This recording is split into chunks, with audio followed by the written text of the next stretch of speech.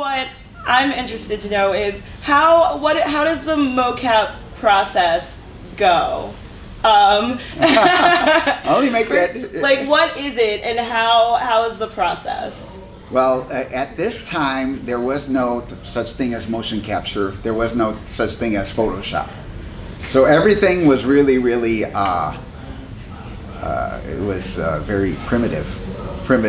I recall John putting me in front of, so you know how low of production it is. We used Tobias's father's camera to film.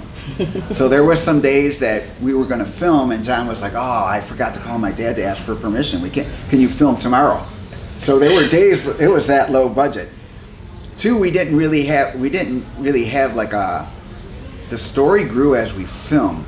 So basically, he put me in front of the camera, and he was like, "Okay, do something cool." and so I would just, and so I spent about 5 days, 8 hours a day filming martial art moves.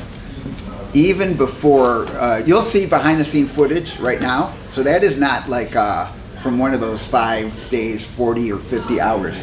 That's later on when we kind of figured out already what moves we were going to put into the game, generally. So we spent a lot of time just looking at it, trying to figure out what would work in this type of fighting game, because again, the resolution is not that great because it's not industrial quality camera.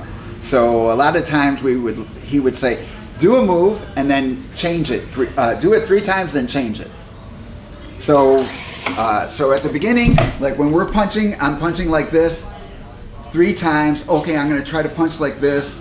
Okay, I'm going to try to punch like this. I'm going to use the claw. I'm going to use this. And then I'm going to use the other hand. And so we were just filming day after day, different kicks, trying to change it a little bit. This technique, which I got from Chinese martial art, later on, this technique turned into this technique, which is like when you see Mortal Kombat, you'll see the actual that. But yeah, we spent a lot of time just trying to create stuff just out of the hat. Everything was out of the hat.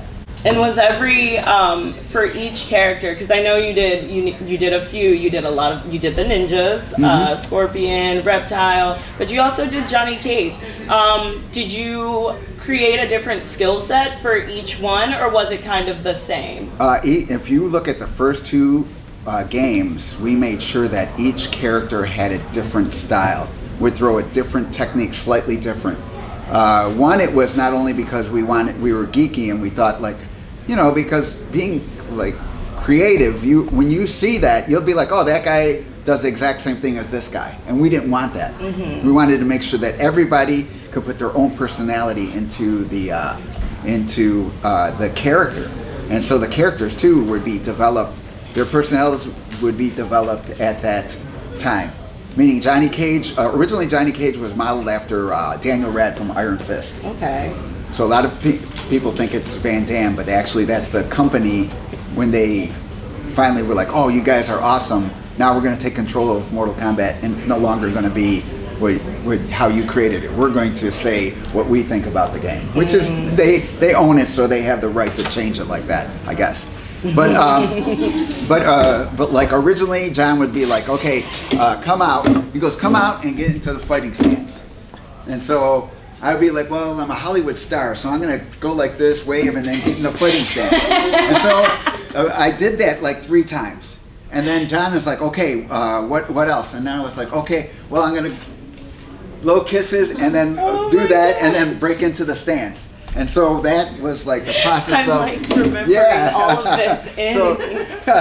So that's how like that particular thing was created. It was always that, and then later on, like Johnny Cage is the father of all Mortal Kombat characters, because we spent at least 3 months out of the 9 months of making that game doing Johnny Cage. So Johnny Cage did all the headbutts. Johnny Cage did most of the fighting techniques, the flying stuff came from Johnny Cage. So he is really, even though, yeah, he is the father of Mortal Kombat. Even though, yeah. So people, because normally when people think Mortal Kombat, they think Raiden, or not Raiden, I'm sorry, they think Scorpion, Sub-Zero, like Yeah. the big two. Yeah, actually, that was my input. Like, I wasn't going to get paid a lot for doing Mortal Kombat because it was 200 arcade cabinets. It was a small project. And then John had drawn these Japanese ninjas. But John, when he was saying, you could do whatever you want, I was just like, you know what? In Chinese, there's a myth. There's these Lin Kuei, these vagabond ninjas that are Chinese. They're dressed different than Japanese and stuff like that. I want that ninja to be Lin Kuei. And then John was like, well, he's like, it looks like a lot of work.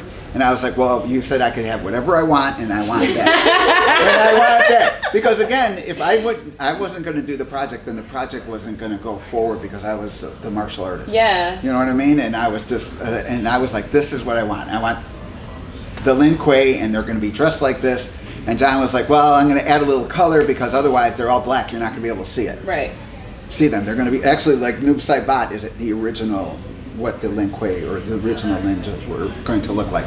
So yeah, it's funny because now they're, you know, what people know as the game. They always see Sub-Zero, Yeah. or they always see Scorpion. So I kind of smile and I'm like, yeah, I insisted that be in the game. Yeah. I also didn't know that they were Chinese.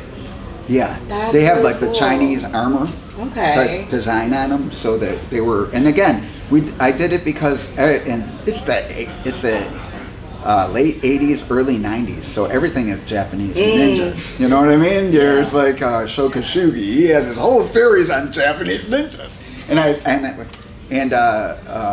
I love them, but I wanted to be like, I wanted to make the game very, very, you know, unique. And so did my brother, and so did John, and so did Rich. We all kind of, when we were creating stuff, we wanted to have like this be our creative point, even though they told us there was only going to be 200 arcade games. And now look where it is. Yeah. That's awesome.